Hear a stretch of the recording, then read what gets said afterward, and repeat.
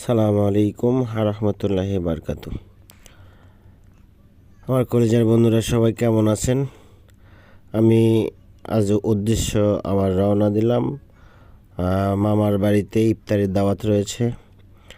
আব্বাকে সাথে নিয়ে মামার বাড়ির উদ্দেশ্যে রওনা দিলাম।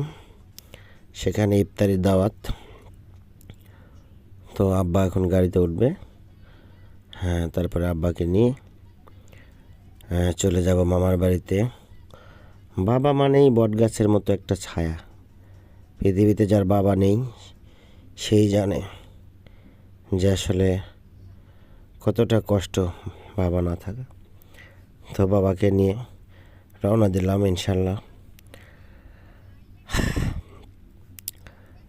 তো যাদের বাবা মা এখনও বেঁচে আছে, বাবা মাকে প্রচণ্ড ভালোবাসা দেবেন মৃত্যুর আগ পর্যন্ত। তো চলে আসলাম মামার বাড়িতে। এখানে আসার পরে দেখলাম খালু, বাবা সবাই একসাথে বসে আছে। এখানে ইফতারের কাজ চলতেছে।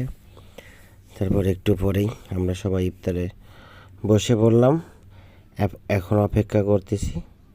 তারপর ঠিক আছে, সবাই ভালো থাকবেন। সালামু আলাইকুম।